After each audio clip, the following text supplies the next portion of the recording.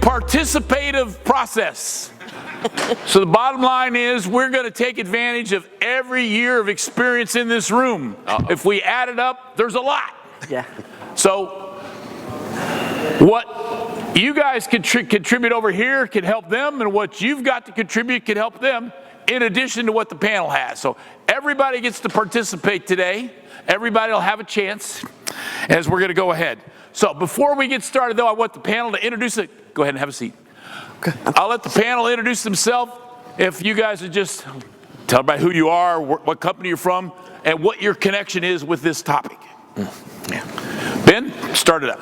My name is Ben Edmond. I'm the CEO and founder of ConnectBase. Been in this ecosystem for 29 years now. And my connection to this topic is I quit my job and started a company to help solve it. So, very passionate about foundational data to make everything else work better. Hi, I'm Kelly McClellan. I'm the Area Vice President of Vendor Relations at Bluebird. I usually tell people, interns, that I've been in telecom since the 1900s. So their eyes get really big. They like that. So I've been in about, from a non-technical standpoint, I've been in about every role in telecom except sales, mainly because I don't have the personality for that. I'm not that good with people. But I am passionate about data integrity because I've seen many times the impact that having good data can lead to the success or failure with bad data of an organization. Hi, good morning. I'm David Leffler, Vice President of Wholesale Sales with Unity Wholesale. We just completed our merger with Windstream, and so data integrity has become a big issue within our organization because we now have over 600,000 on-net, near-net buildings that we have to migrate into a database that we work with Ben's company on, and so data integrity is very important to us because it's important for our customer relationships so they can trust the data that we give to them. So Kelly, did you hear that? He said 600,000. Yeah, I got it. I learned a lesson. All right, there is a story behind that. You'll have to ask either Kelly or David, and they'll tell you the story behind the 600,000 buildings. I guess as we get started, I just want to share with everybody, this is part of the tech track of INCOMPAS. INCOMPAS board has asked an advisory committee to help them in the areas of events and marketing, and one of the things that the advisory committee is working on is what can we do to basically increase the participation of technical people in technical topics related to, quote unquote, co-opetition, hence this topic, and regulation and policy. So this morning, for some of you, you were here for our hyperscaler one, and the one after this is going to be on AI and cybersecurity. Again, my name is David Winch. I'm the VP of Sales and Marketing at Accent Networks. This topic is near and dear to us because we're a bunch of telecom engineers who've become data integrity experts, and we really don't care what circuit inventory management system you have. We help make it better, and that's really what we're about. And by the way, Ben Edmond gave me that little quote yesterday, so thank you, Ben. So, if you've ever chased a billing mismatch, a missing disconnect, or a quote delay that shouldn't have happened, you know how costly bad data can be. Let's use this time to compare notes, share what's actually working, and get real about the pain that still lives. That sound fair? Again, these three aren't theorists up here on the stage. They're operators who live the reality of fixing bad data while trying to keep wholesale operations moving. They're going to jump in with stories and lessons from the field and help us make sense of what it takes to actually fix your data to fix your deals. We're going to try to keep this moving. They'll have brief, focused answers from the panel, and then it's going to be your turn. Keep your comments tight, a minute or so we can get as many perspectives out of the room as possible. We'll have a couple of microphones to help you out. We want to hear from everyone, just short, sharp, and specific, all right? So we want to start with a story behind the pain. So Ben, can you walk us through a time when bad data directly impacted revenue or partner relationships? What happened and how was it fixed? Yeah, absolutely. I mean, I have a laundry list, but I'll focus on a few stories that help frame it up. And one of my more favorite ones is early on starting ConnectBase, formerly called Connected to Fiber, as most of you probably remember. We started a journey with a rural organization called Inditel. And if Justin's in the room anywhere, he can tell the story well, just about as good as anyone. But if you remember at the time, most of this industry, really traded information on spreadsheets and mail-formed KMZ files back and forth in, meetings like this. And the reality of that presents all kinds of challenges, let alone just the thought process of how you put your inputs into a spreadsheet. And at the time, Inditel had less than 70,000 total locations on their spreadsheet with missing zip codes, bad conformance of city names, sometimes having state names in the city field, tech notes around demarcations embedded in the address, all kinds of reality that doesn't lead to transactional success.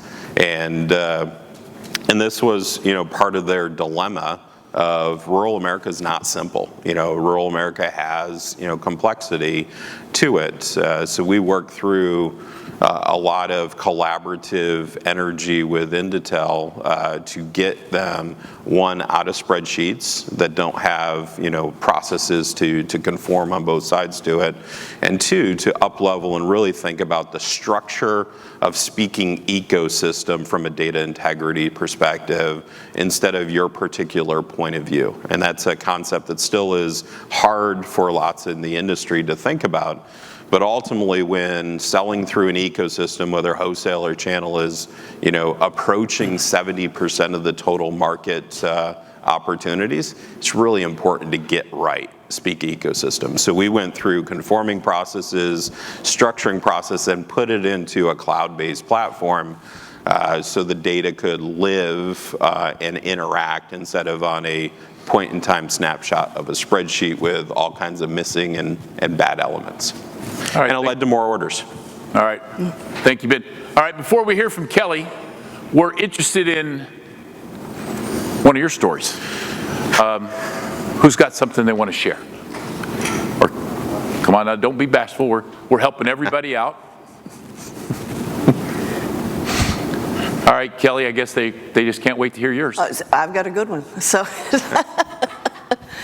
I had a former company, had one of the members, I'm on the vendor relations, so I'm a buyer, not a seller. So I had one of the members of my team doing an audit in a market, and there was a DS1 that we were providing to a customer out of a central office. So at the initial analysis, we were making 30% margin on the deal. It was fine. It was a DS1. It was out of term. It was going to die when it died, but we'd ride the wave, right?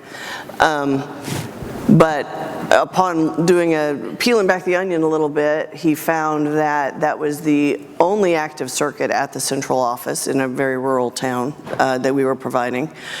We were paying the LEC for the DS3 that the DS1 was slotted on, and that DS3 had been price increased numerous times, and then also the co-location had gone up. So at the end of the day, we were paying 10x the revenue to support that one circuit for the customer. So it was horrific when we realized, where we were with that. And the resolution was obviously sales went to the customer, pitched a non-sonnet based product that was better for the customer, got them under term, and got us out of that co-location. Nice. All right, thanks, Kelly. I guess before we move on, that triggered anything? Somebody want to share? Come on. We want to hear from everybody, so be thinking about how you can end up contributing today. All right, so let's, David, what was the turning point when your current or past organization decided to get serious about fixing data integrity, and what triggered it? Sure. So this is several years ago, just before Ben started his company, our CTO in our organization walked in and said, hey, I just had a meeting with our largest customer, and they want us to provide them with a list of all of our on-net, near-net buildings, and we need it by next week. So we had to get multiple departments involved in that. We had to, most of it was done on spreadsheets, and it was a very labor-intensive effort that, for the most part, for a growing company, was really difficult because we didn't have the manpower to do that. Fortunately, right around that time, Ben's company came into play, and we were able to work on developing a building list that was a little bit more accurate. And I think the main thing that really drove that was customers were wanting that information sooner than later. They wanted a database they could rely on so that their salespeople could go out in the field, rely on that data, and give a quote to a customer right then and there without having to come back to us. So it was a turning point in the organization. We continue that today. As I mentioned before, we've now got close to 600,000 buildings that are on net, near net, and it's really important for us from a customer perspective, and that information is as accurate as possible. And that's really what kind of turned the tide for us. All right. Who has a turn the tide story they want to relate? Accent Networks has seen a few over the years. You know, we have a network billing reconciliation service that we offer, and we've had carriers decide, okay, well, we'll let you look at our data, but we're confident our stuff is 85% accurate or better. It was more like 58%. And that kind of triggered some of those people to get serious about data integrity, and that's a common thing we've seen in the industry over the time. But yeah, if I could add one more thing on that. So this past couple of years, we promoted an individual within our organization, and his job was to basically focus on our top 16 customers. And what he did was he went out. He still does that today. His name's Michael Lavoie. He visits with customers and sits down with them, and for example, he'll say, hey, I'm going to give you 10 locations in our footprint, run it through your system, and let me see what the pricing is. And it's amazing because you take for granted that data that you're sending or going through ConnectBase and getting into your customer's database is accurate, but without actually sitting down and seeing somebody work through their program or their inside systems, you sometimes will find things where there's errors and that can be easily corrected, or locations that aren't on there that should be on there. And so we've really taken an extra step to really focus on our largest customers that order business and are making use of our back office systems to make sure that data is accurate. Sounds like this might be an area we can't keep our head in the sand. Yeah. It's foundational. Correct. I'd just add that, when you think about inflection points of getting serious about data, some of the things that we've seen drive it are really fallout with your buyers. Right. Like, as a buyer, and you place an order and you expect that order to be delivered by your trusted partner, and then they come back and say, I can't really do that because of X. And a lot of times that reality is because a build had implied costs higher than expected. There's a railroad track in between. There's, extra special construction that wasn't anticipated. And, there's less and less patience for that reality today. The expectations from a buyer, rightfully so, are looking at, if you put something out there, know that it's backed up with sound analytics and integrity in the data to go and deliver. As this industry, for all those who don't know, on the broadband side in particular, had fallout rates north of 20%. And just think about that going to buy a car. You walk into the dealer, you spend 2 hours filling out paperwork, and 20% of the time they say, just kidding, we didn't really manufacture that. Everyone would be up in arms, but that was the norm out there in the industry. and really implications back to data integrity as the starting point for why, and our opportunity to transform that, to delight experiences and setting expectations, because if you get it right in the first place, internally there's less work to go get the answer, and externally you make people happier. Yeah, I was in a meeting yesterday actually with one of our vendors, and we were talking about how the year had gone in sales, and they 100% were convinced that their sales were up, and it was attributable to having a good, clean, updated near-net, on-net building list. That was the game changer for how sales was doing at the carrier level. So.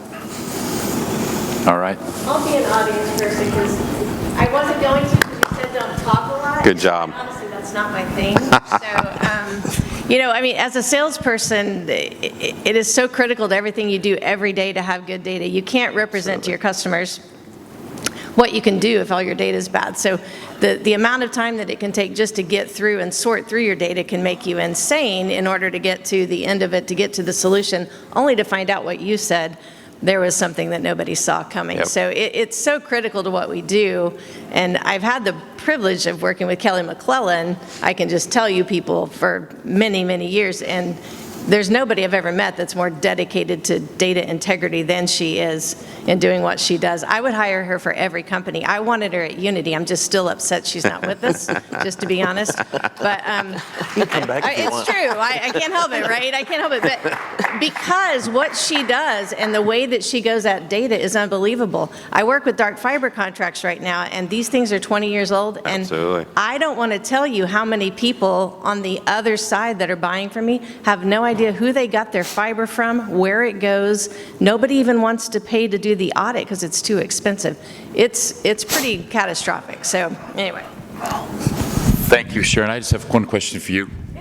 Is there room for Kelly and Tom Payne in Unity at the same time?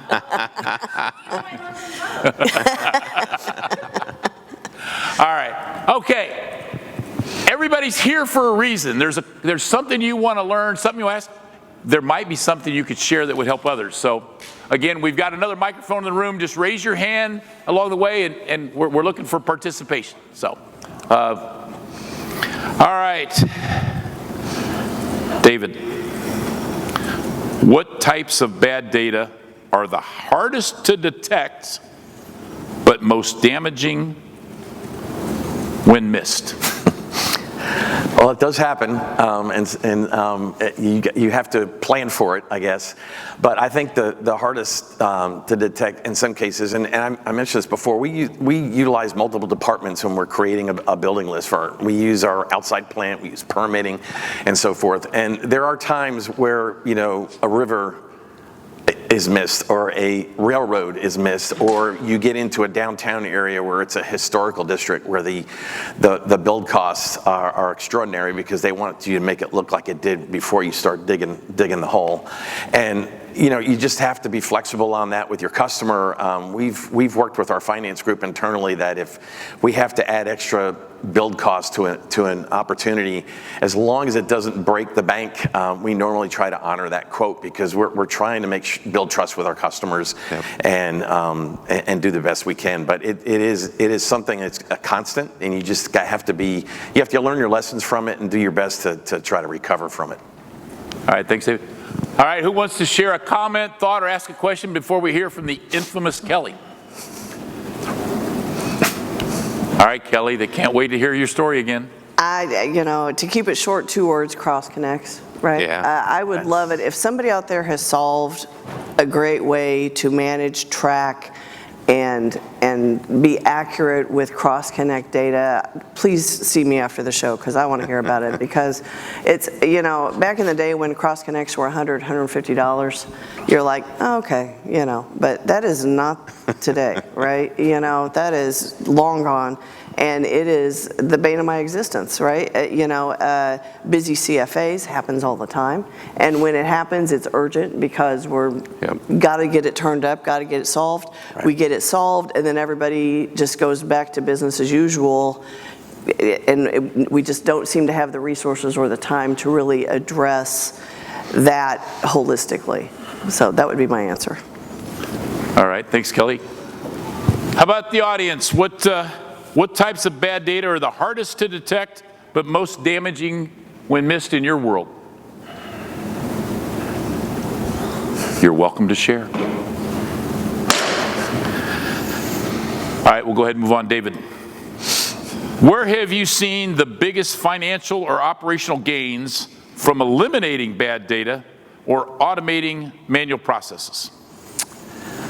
So obviously sales increase is the main thing, but I also talk about customer trust. Ben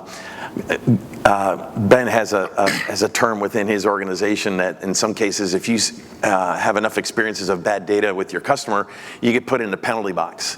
And that's usually a bad thing because that means the orders dry up, the quotes dry up and so forth. And so we've really focused on that. I know in the last couple of years, we've been recognized at Ben's annual meeting for our focus on accurate data. We get multiple departments, as I mentioned before, involved in our building data, from permitting to outside plant to IT and so forth, so that we want to make sure that our customers can trust that data and that they give us orders. From an operational perspective, we're getting orders in the system quicker, faster. We've developed APIs with most of our customers so that they can send us orders and quote requests over those APIs. And at the end of the day, that's a win-win for both the customer and for us. All right, thanks, David. All right, before we hear from Master Ben, questions, comments? You know, the last group was very participative. You guys have got to step it up a little bit. We need some more engagement here, gang. All right, go ahead, Ben. I think it boils down to win rates or growth, however you want to term it. It doesn't matter if it's buy side or sell side from our perspective. The buyer is buying to support the enterprise's team's ability to win multi-location deals, primarily, not solely, but primarily. And the sell side in the wholesale space that we're talking about specifically here, really when you have bad data, it's a detractor from that in a pretty sizable way. And when you clean it up, you can see meaningful improvements in growth rates, not just in the net new relationships that you build across an ecosystem, but in terms of existing relationships, that you have manual ways of doing things with spreadsheets and flat files and bad structure. You get into the right data, systematically connected to APIs, as David alluded to, you're going to increase the take rate between those relationships, and it's going to lead to better outcomes on the buy side and better outcomes on the sales side. All right, thanks, Ben. Again, I guess before we move on to the next question, I just wanted to, we talked about this being the technical track and there being an advisory committee today. Our advisory committee that's helping, Ben Edmond is on that committee, as well as Kyle Hildebrand and Vicky Schauer from Brightspeed. Kyle Hildebrand was on the last panel, and Misty Snyder from Verizon. And we really welcome your feedback, questions, and comments as we continue to move forward. But on to the next question. Ben, when did you realize that fixing your data wasn't just a systems problem, but governance and culture problem? I think fairly early on in the connected to fiber days, realized that culture was, really the critical, component to making the conscious decision to treat it as a core part of running a good business, both for ourselves and for our ecosystem counterparties. And governance is the only way to sustain it. If you go and just do a cleanup project and then you go back to business as normal, you're not going to have the sustainability and the long-lasting, return on investment that you want to. I'll pick on Salesforce for a moment and the constant cleanup process that most people go through in their CRM life cycles of getting things out of control, cleaning it up, redoing the process, then doing it all over again 2 years later. that is not optimal. Putting the right culture in place to decide that data integrity and how you treat your data is paramount to success in a digital world, and the governance to analyze it, inspect it, make the hard decisions around how to change when you see something going off and to the right, and holding the team accountable to doing the right things and following through on process, ideally systematically when you're approaching it. But in a digital world that we all live in today, data integrity is key, and your culture has to support that mindset. All right, thanks. Absolutely agree. And I think a way to sort of test that, if you're not sure how good your governance is in your organization, go around and just sort of talk to different departments and see if they all give the same answer about how the process should work. Because guardrails, there should be a process, and that should be followed, and everybody should do it the same way every time, unless there's a really good justification for a specific deal to go outside whatever the parameters are. And if that's the case, it should be documented to the nines, right, to understand why it was done differently.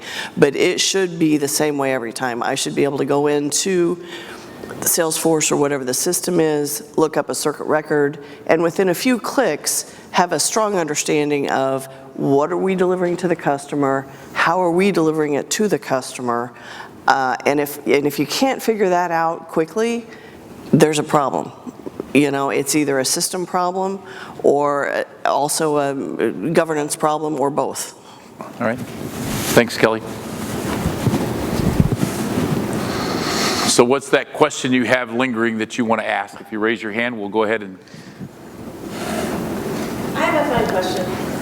This is mainly because I'm going to let Ben show off a little bit. So one, I get supported by Dave Leffler and Michael LaVoy, so I get great building lists that grow very quickly, evidently, from 6,000 to what? 600,000. Yeah. So we get, I seriously get great support from them, and they test with all my customers. So I get to lead with good data a lot, and that's super important for me.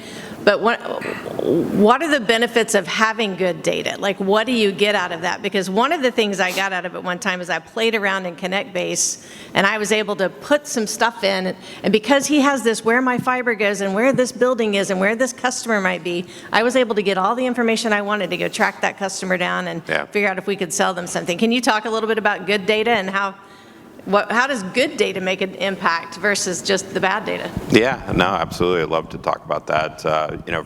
From my perspective, good data is the foundation to really the whole life cycle of, incremental, meaningful improvement in revenue growth and profitability inside of a provider. And it starts with location, as the root of how this industry works. Like, what's going on inside the four walls helps you understand competitive intensity, what your supply is, what your unit economics are, what that demand looks like. And if you have good data, then you can understand those attributes to make a decision of how you're going to attack, but you can also understand the proximity. If it's a build, what are you building by, so you can make a business case faster and end up having more cycles to win throughout the year, because if that's a 1 to 2 week process instead of a 1 to 2 hour process, you just can't do as much in the reality. And you keep on going down the line. The cross-connect reference, if you don't have your cross-connects inventoried and connected to the circuits that they represent, tied to cost and tied to revenue, and you cancel the circuit and you forget the cross-connect, how many times has that ever happened in the world? Those things impact margin. There's a really, good set of studies out there that the average provider could get 5 to 7 points of EBITDA improvement inside their provider business from data foundational work alone. And you think about an industry that trades on EBITDA valuation, and you're in numbers of tens of millions or hundreds of millions, 5 to 7% dwarfs the economic return of the investment needed to go fix data culturally, governance-wise, and systematically. But yet, this industry still is not awesome at it. Wow. All right, we've got a microphone right behind you. So you talk about good data and bad data. What do you do to maintain good data that it's always current, because you can't possibly keep up with all the new installations or circuits that are being shut down? Yeah. So one is you can. There's a conscious choice that you can make that systematically to connect the systems together, because there is no one system in any provider, from Bluebird and Unity to anyone in the room. There is this collection of OSS, BSS systems out there.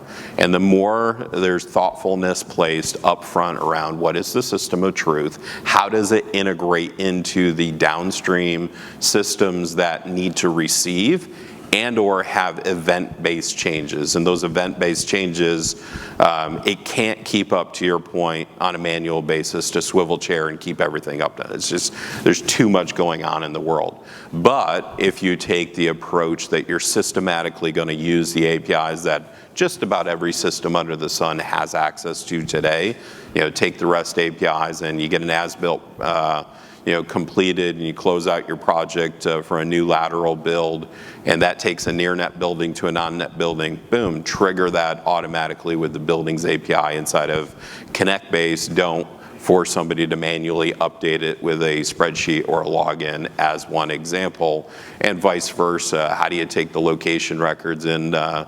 ConnectBase, My Location data store, API integrate it to the GIS planning, so they're using the latest and greatest from a 911 perspective of proximity, and you're planning and interacting and executing with a interconnected state of data. That is foundationally really important and goes all the way through to the invoice and the spend management side, so you can close out things like customer cancels. I'm going to connect it to the circuits. And as much as I can encourage everyone to think about IDs over name references, I don't care if it's an entity, an address, a circuit, knowing your ID system and connecting the ID systems across is just going to increase the ability to have a governance process in a better way and a better outcome. Yeah, I would just add to that with the APIs. We've developed a process whereby customers have APIs with us. So as we light buildings, they're on a 24-hour basis, they're seeing those new buildings come up within their database. And then we do a quarterly update on our near-net building list as well. And that either goes out through the API, or we work with customers on their specific systems and send spreadsheets and so forth for them to implement into their databases. All right, any other questions or comments? Yes, sir, here you go. So, David, when you're going through adding in the Windstream networks, or for a lot of the Inditel members as well, managing the member networks in their systems, where have you found the biggest challenges with conforming that data from another provider into your systems and then making that integrated across all the internal systems or externally to places like ConnectBase or where your go-to-market is? Yeah, so I know I'm gonna give Ben a plug here, but we've in many cases we go to Ben's company to excuse me. He's got different formats for different customers, and so we work with ConnectBase to actually put it in the format that the customer wants. The other thing that we've done as well is we've actually developed direct APIs with customers to integrate our pricing systems. On the Heritage Windstream side, and you'll hear that term quite a bit with the new Unity, there's Heritage Unity and Heritage Windstream. On the Heritage Windstream side, they have APIs with customers already that allows them to see buildings that are lit as well as near-net locations. So. All right, anybody else?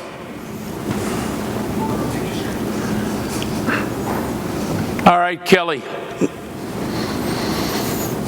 What advice would you give to a company buried in spreadsheets and billing mismatches? Where should they start to make real progress fast? I think what I would recommend is, if you're not sure where the problem lies, do some some test scenarios, right? Do some walkthroughs of, we're going to deliver a circuit, and sort of identify all the places where you have to swivel chair.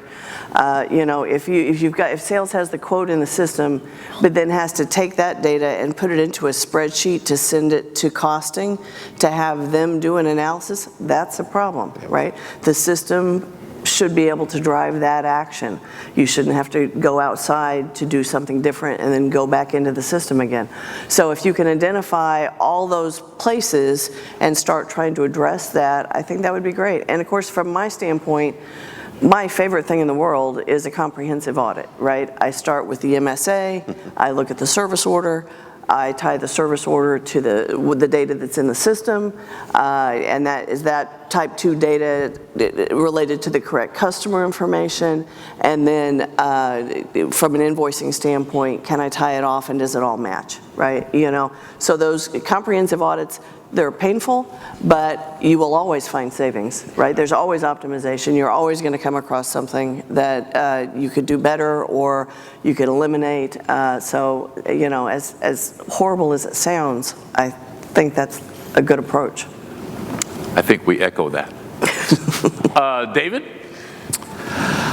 You know, I mentioned this earlier, but I think the main thing to do when you're trying to put accurate data out to your customers is it's not just one department. You have to get multiple departments involved in it, and it includes our finance group, of course, but it's also our IT group, our outside plant group, our permitting group, and so forth. And we meet, as I mentioned before, we meet twice a month internally. Even when we get data back from analysis from a company like ConnectBase, we go through that data to make sure it's accurate and that what we're sending out to our customers is spot on. And it's a process that we've put in place for the last couple of years. We've put together what I call a scope of work document, and every time we do an analysis with Ben's company on near-net analysis, there's a document that states, here's what we're sending to you, and here's what we expect back from you. And in that document that ConnectBase participates in, they put in there, this is exactly what you're going to get back from us. And it changes from time to time based on how the network grows. And as we're adding on more sites now with the integration of the Windstream and Unity networks, there's a lot of work going on right now to get one database put together for our customer base. All right. Thanks, Dave. All right. Questions, comments, thoughts? Anything get triggered yet? I'll just add those who are still in spreadsheets, which, you know, if you don't want to admit, that's okay, but we know you're out there. You know, one, just make the conscious decision to start. Like it is work, but it is important work in a digital world. If you think everyone is going to come to you via email, you know, I'll just burst the bubble right now, it's not going to happen. If you think you've built the best portal in the world and everyone's going to swivel chair, guess what? Buyers are busy too, and it's not going to happen. You got to digitize your world to think about the other counterparty and conform to them. And what is in your spreadsheet is not the actual gospel of what it is. You know, what you want to do is you want to learn how to turn what you have with authority into being able to speak ecosystem digitally and connect through APIs, participate in portals, you know, whatever your strategy is, but make the conscious decision to start because your ordering process will get better, you'll sell more, you'll have happier customers that prefer to buy through this process, which will lead to longer duration circuits and more upgrade opportunities. And you're going to free up cycles for the people that are doing the manual work to interact with that they should be working on big strategic things. So there is a compounding impact for making a simple but a hard conscious decision to get out of the way it was into the way it should be. All right, thanks, Ben. Hey, David, how do you ensure systems like CRM, CPQ, OSS, BSS actually work together instead of just coexisting? Well, I mentioned this before. You know, we do a little work out on the road with our customers, and you know, Ben talks about APIs a lot with his organization. We have APIs with our customers, but you never know whether or not that data is accurate or not. And until you send somebody out and sit down with somebody that's doing pricing with at your customer and saying, hey, I'm going to give you 10 locations in our footprint. Put these locations in there and let me see what you have. And if that comes back and it's accurate, the pricing's accurate, and all of those come out with a quote, then you feel good about that data. You know, I think in a lot of cases, you're dealing with hundreds of thousands of locations, so to try to assume that it's going to be 100% accurate is kind of unrealistic. But you can do things with those types of one-on-one meetings to make sure that that data is accurate and you know, that your customers can trust you. All right. Ben, what would you like to add to that? I'd just add, I mean, it really starts with the API first mindset. Like, don't have systems that are standalone islands that create frictions of swivel chair updates that just leads to data not being updated, you know, properly and missed opportunities. Doesn't matter if you're a buyer, a seller, a provisioner, whatever your role is. Holistically, you really want to have an API first strategy. But then you got to think about what is the system of truth in that equation when you're dealing with multiple systems. What are you going to rely on as the authority and why? And then know how they interact when events, you know, create change, because change happens. So if Salesforce is your CRM, which is a very common integration point for us, and you have an inventory tool, and you have a billing system, and you have our platform, really think about how those interactions are going to go in both directions and why, and then execute on those integrations, because that will free up the time and energy to manually update the systems, but also lead to better outcomes and more time for the team to actually focus on creating value. All right. So we're into the last few minutes here. The next group's miking up for the next panel. Before we get to the last question, anybody have questions, comments? All right. Kelly, what does success look like in a clean data wholesale operation, and how do you measure progress along the way? Well, again, like I stated earlier, I think success is being able to easily identify in the system of record what we're delivering to the customer and how it's being delivered, right? If I can go in and see that information, if I can easily pull a CLR when the customer requests it, you know, then the data is there. If I can tie updates from invoicing that get updated into the system to reflect the current margin, if there's a shift in the margin for the deal, you know, that's you know, success.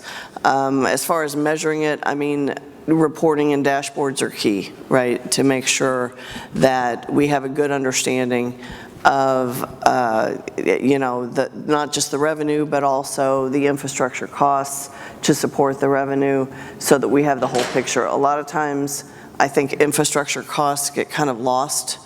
It's sunk cost, it's the cost of doing business, whatever, but at the end of the day, it's money going out the door, and it should be able to be captured in the full view of the services that we're delivering. Thank you, Kelly. David? Well, I've been in sales all my life, and I would say the answer to that question is more sales, right? The more revenue you're bringing in the door, that is obviously success. But at the end of the day, it's also about the customer experience. Does the customer enjoy doing business with you? Are they looking at you first before they look at anybody else? And why are they doing that? And are you meeting their needs? Those are the things that, in my book, if you can satisfy all that, in most cases, you're going to see revenue coming in the door. Yeah, I 100% agree. As a buyer, you know, I want to do business with people that make it easy for me to do business with them, right? You know, it's not about price all the time. Right. It usually isn't about price. 100%. It's about the level of service, the responsiveness, having confidence that they're going to meet their deliverable dates, and having confidence that we're not going to have a lot of outages, that the NOC's not going to be calling me saying, what's wrong with this vendor? You know, so that's 100%, you know, the bottom line. I want to do business with with companies that make it easy for me and that I can trust and have confidence in their systems. And you know you're set up for success internally to be able to stand up to that if you can answer 5 questions, near instantaneously. What is my market? What is my serviceability? What is my price to customers? What is my cost to customers? And what is those circuits represent of those customers today? If you can digitally interact and know those answers holistically at any perspective, you know you're going to be able to stand up to quality serviceability, quality quoting, quality ordering, quality billing processes that is going to lead to better customer outcomes and growth. And if you can't, it's a good area to go in and spend some time and energy fixing what you need to fix. All right. 100%. Last chance. Well, let's thank our panel. How about a round of applause for Ben, Kelly, and David?